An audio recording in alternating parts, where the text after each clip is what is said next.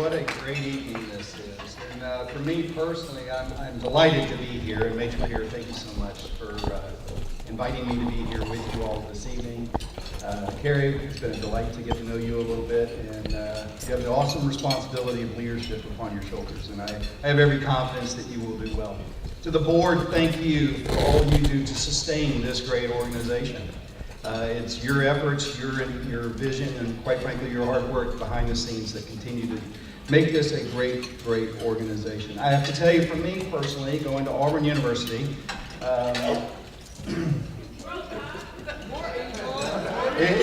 War Eagle. Do we have a War Eagle out here? War Eagle. Okay, there we go. So, for me personally, this is a bookend for my career. It was 39 years ago that I started at Auburn. Yes, I'm almost as old as General Pershing. He's a whole lot better looking, sir. So, I started out in Pershing Rifles, and here I am near the twilight of my career. I'll be retiring in October, and I have an opportunity to be with the Pershing Rifles together again. And I tell you, I'm just humbled by that. Thank you.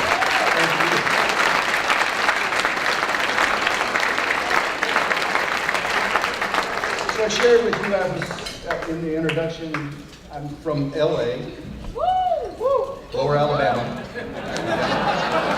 And that's Enterprise, Alabama, the peanut capital of the world, the true peanut capital of the world. It's the only city in the world with a monument dedicated to a pest, the boll weevil. A little history there. And I have to tell you from Colonel Duncan, I was delighted by your remarks. They were absolutely fascinating, they were inspiring, they were spot on, which really gave me pause for concern that what is really happening at the University of Alabama to produce somebody as articulate as you, as visionary as you. And I just have to remind him, obviously national champions, and I love the fact that the national championship was brought back to the state of Alabama. But I have to remind him that it's a national champion that didn't get their division title or their conference title. But I have to tell you, there's one day where we're adversaries, but the other 364, nobody in the union can take us on. So thank you so much, Colonel. Appreciate you. So my wife and I, Karen has journeyed with me for almost 29 years, and I have to submit to you that our families are the ones that carry the heaviest rucksack of all. They're the ones that sustain us, they're the ones that keep us going, and so Karen, I thank you for being here with us tonight, and I have to tell you, we had a great journey to get here. We were privileged to be able to go down to Fort Jackson, South Carolina, Wednesday and Thursday, where I had the opportunity to give the commissioning address, the graduation address to the Army's newest drill sergeants. Amazing non-commissioned officers that are the true standard bearers for what right looks like. And they're the ones that forge and make citizen volunteers become American soldiers. And some of you in the room, I had the great privilege during the opportunity over in the tent to get to know some of you that have actually had the opportunity to go through basic training. And that many of those drill sergeants that you had in your face were my drill sergeants, and they were trying to teach you discipline. And I would share with you, when I was there Thursday, we did the graduation ceremony for the latest class of basic trainees, and there were 634 young soldiers standing tall, and they were tired. They were very, very tired. You see, the POI, the instruction for what's going on in the basic training model is changing drastically, not unlike the model that's taking place with Cadet Command. And my drill sergeants will be seeing you this summer at either basic or advanced camp. Cool? That's right. That's exactly right. And they're there to help teach you leadership and discipline and basic warrior tasks and battle drills.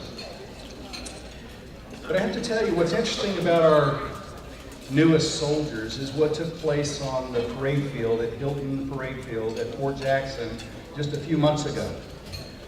The former commanding general for United States Army Training and Doctrine Command was General Perkins, who just retired this past Friday, and he relinquished command last week.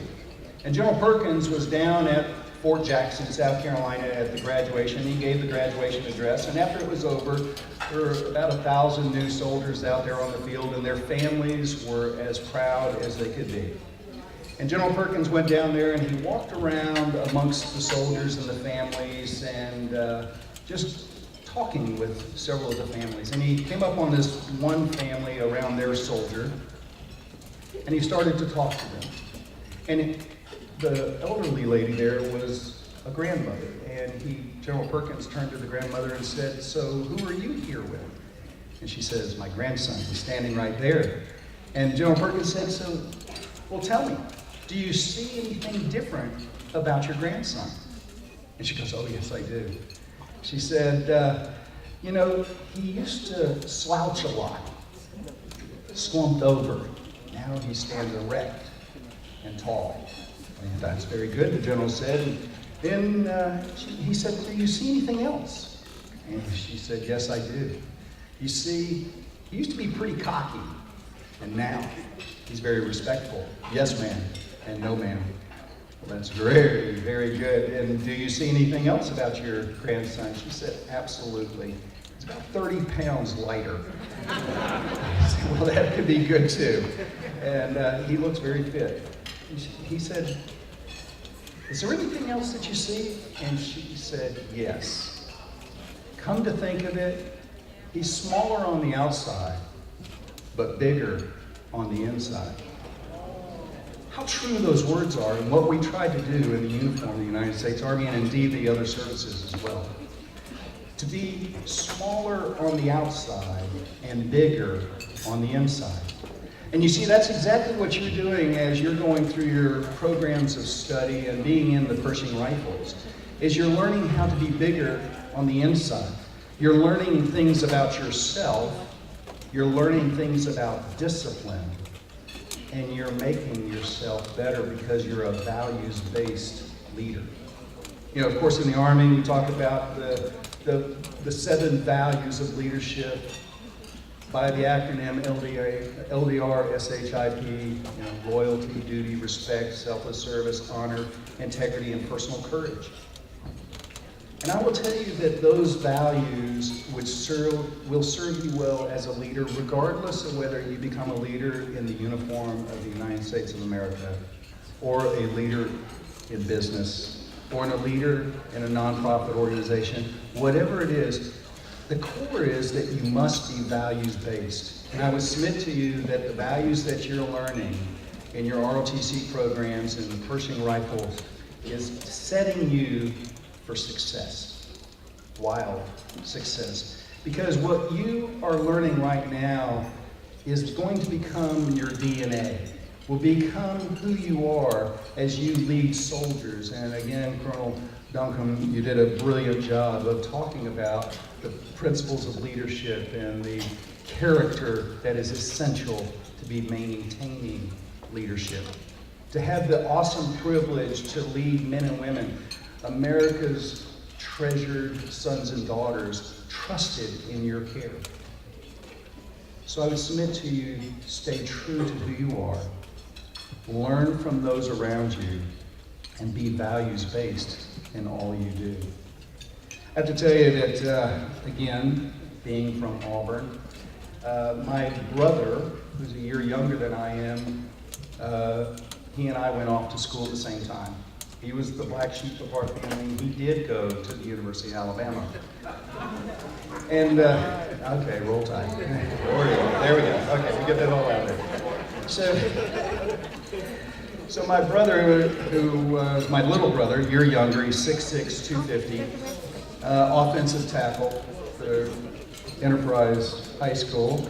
He played his high school. And, but he was recruited by Coach Bryant and went up to the university, and it was in 1978, the summer of '78, when the University of Alabama football team was practicing.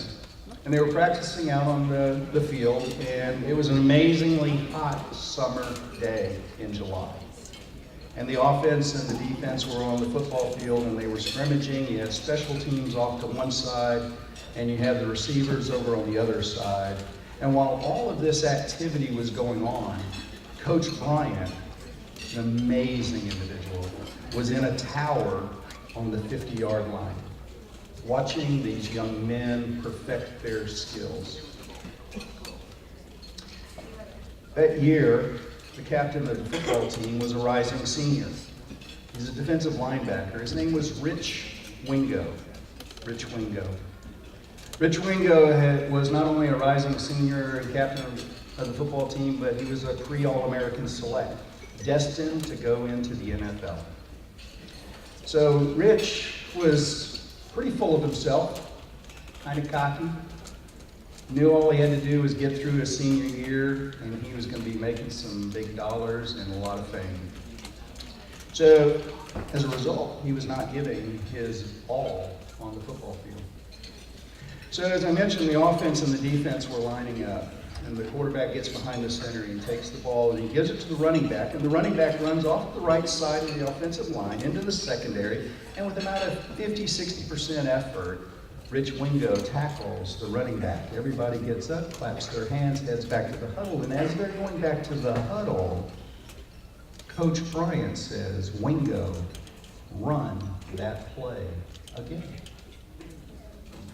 So the offense lines up, the defense lines up, quarterback gets behind the center, takes the ball, turns, gives it to the running back runs to the right side, into the secondary, and sure enough, Wingo, half-hearted effort, tackles the running back, everybody gets up, clapping their hands, and as they're going back to the huddle, Coach Bryant, with that distinctive bare voice, says, "Wingo, run that play again." At this moment, it's an all stop. Nobody moved. All eyes on what's going on in the field. The offense lines up, the defense lines up. Quarterback gets behind the center, takes the ball, turns, gives it to running back runs off to the right side into the secondary, and again, Wingo, very sure of himself, tackles the running back, gets up, and everyone sheepishly clapping their hands as they're going back to the huddle. And at that moment, Coach Bryant said, "Wingo, get off my field." Holy cow. Rich Wingo, rising senior, captain, pre-All-American select, destined for the NFL, just kicked off with the University of Alabama football team by Coach Bryant. And as he's going to the locker room reflecting on this, he knows that nobody has ever been reinstated after being kicked off except for a guy named Joe Namath. And he was no Joe Namath. Some of you don't even know who Joe Namath is. He was a good quarterback. Anyway, so Rich Wingo goes into the locker room. And he's sitting there in the locker room reflecting on what has just taken place. And needless to say, it was a pretty focused practice for everybody else. And after the practice was over, they're heading into the locker room, and Coach Bryant's office is in the middle of the locker room, and Wingo goes into Coach Bryant's office and, "Coach, can I come in and talk to you?" He said, "Sure, Wingo, come on in. What's on your mind?" "Coach, one question. Am I on your team?" He says, "Wingo, I'm not so sure. I'm not so sure." He said, "Well, Coach, I left Wisconsin. My daddy told me nobody was ever going to stick up for Rich Wingo except for me, and I want to be on the team." He said, "Wingo, not so fast." He said, "You know what, Wingo, I can win football games with people who have less talent than you. You see, Wingo, what I see in you is contentment. What I'm looking for are players of commitment." He said, "Well, Coach, I'm the captain. I want to be on the team. I'm here for you." He says, "Not so fast, Wingo." He said, I made a commitment to you when I recruited you and said, I will pay for your degree because I made that commitment. But I'm not sure you're going to be playing on the team next year." He said, "And I know you were recruited heavily by Ohio State." A little bit, all right, a little Buckeye action. Penn State, Notre Dame, and Wisconsin. You tell me which one you want to be practicing with, and I will pick up that phone and I will call them, and I guarantee you will be practicing with them tomorrow, but you won't be here in Tuscaloosa on the University of Alabama team. He said, well, Coach, I really want to be on the team. He said, Wingo, we're going to talk. And for the next hour and a half, they talked. And they talked about commitment and what is necessary to be a player of distinction. At the end of that hour and a half, Wingo in exasperation said, Coach, simply, am I on your team? And Coach Bryan said, I'll tell you what, Wingo, you go back to the dorm tonight and you think about it.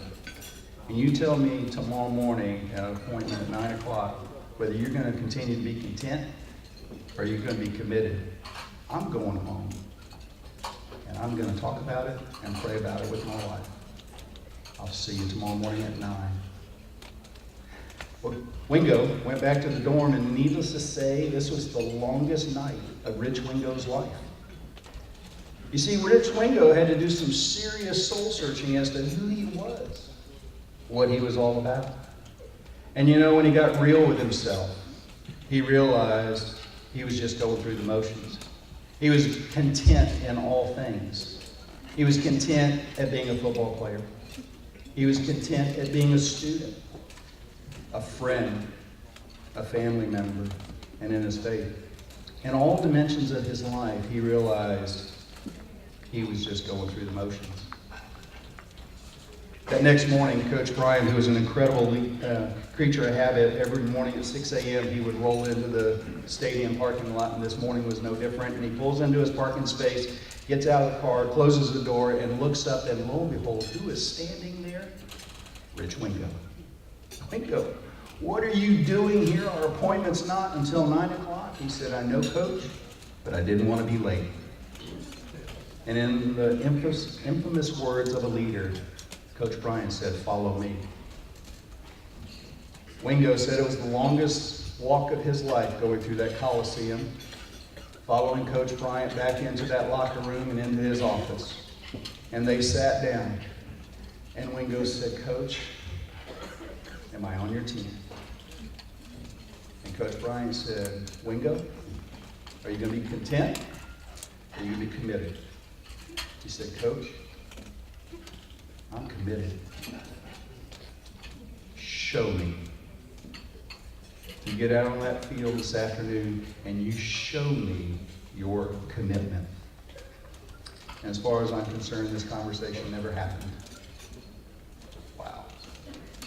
So he gets out there that afternoon and he's expecting to start out fourth string and have to work his way back up to first string, but no, Coach Bryant, true to his word, reinstated him first string. And every practice play, Wingo worked on his TTPs to be a better linebacker. Every practice play. And you've heard the old expression, practice makes perfect. That's not true. Perfect practice makes perfect. And he worked it. He worked his techniques. He worked his tactics. He worked on his tackling and blocking and everything he needed to do to be a better linebacker. And indeed, that year was an amazing year for the University of Alabama. And they were playing in the national championship, January 1st, New Orleans, Sugar Bowl, playing against Penn State. Alabama's up 13-7. It's fourth quarter, 2 minutes left in the game, and Penn State has the ball, and they're driving down the field. Gets down to the last play of the game. The ball is on the 1 yard line. The offense lines up. The defense lines up. The quarterback gets behind the center. He takes the ball, he turns, gives it to the running back. The running back runs off to the right side, leaps over the offensive line, over the defensive line, and in midair is tackled by Barry Krause and Rich Wingo. Ball falls short of the goal line. Alabama wins. Roll Tide.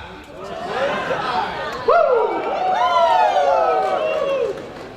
It was celebration because it was almost defeat. I'm going to tell you, there was so much cheering in the crowd, and the media was just flooding the players, and they came up to Rich Wingo and they knew this story that I just shared with you. And they said, Wingo, wasn't it lucky for the University of Alabama and Coach Bryant that he kept you on the football team? And you know what Wingo's response was? No. And the reporter said, what? And he said, no. You see, whoever was going to be in that position was going to be committed to doing that which was necessary to win the game.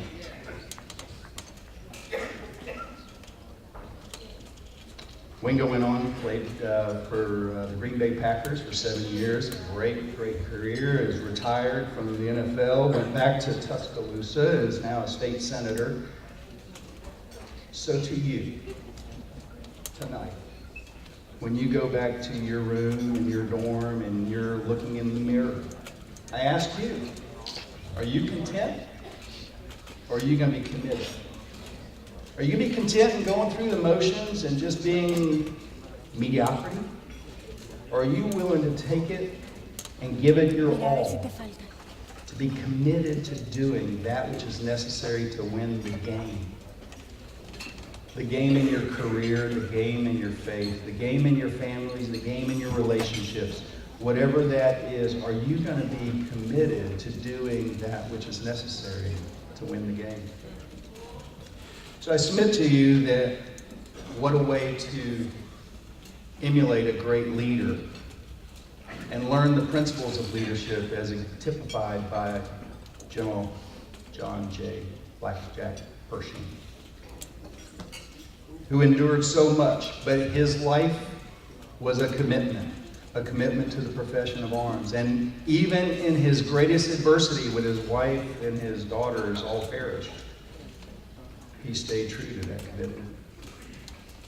And so to you, I just tell you that as you take on the mantle of leadership, as you forge the concepts and the principles of leadership, and as you get better at your craft, whether you go into the military or not, think about what you're learning here, and are you committed or are you content? To all of you, what a humbling experience it is for me to be with you this night, to bookend my career with the Pershing Rifles. First in training, Army Strong. Have a great evening.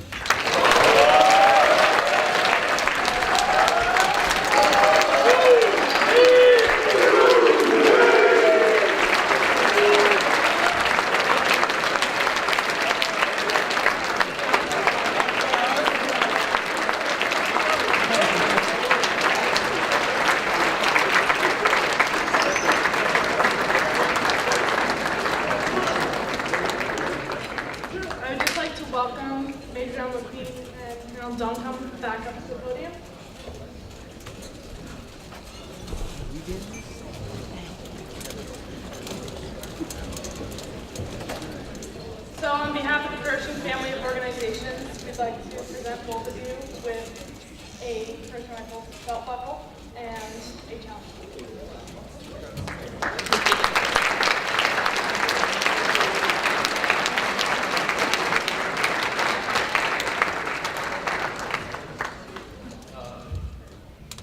I bring you greetings from the companions of the military order of the World Wars and the current Commander-in-Chief, Colonel Gibson. I do want to tell you that many of you, or several of you know that our organization conducts the Pershing ceremony at Arlington on Veterans Day every year. We have Pershing Rifles participate in that, Blackjacks, and Pershing Angels have participated in that organization. If General Pershing would come up here and join me.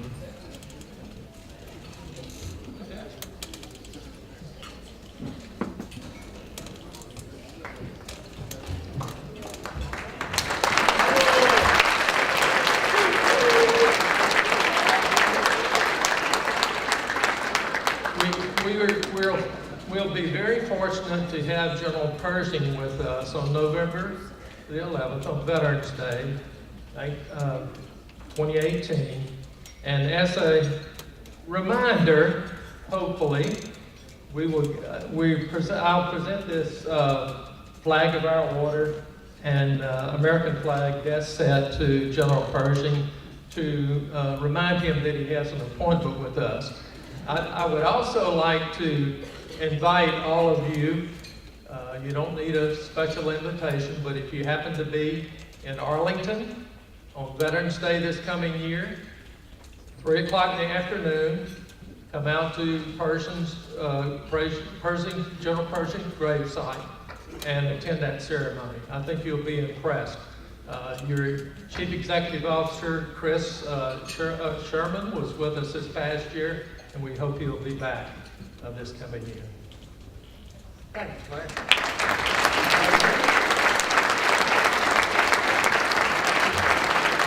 Well, at my age, I need every reminder I can get. I will tell you tonight, very briefly, that I am honored to be among you, the future soldiers, the current soldiers, and the past soldiers, because you are the real soldiers, and you are the true heroes. I'm just pretending, and I am humbled to be among you. Thank you for allowing me to pretend to be one of you. Thank you.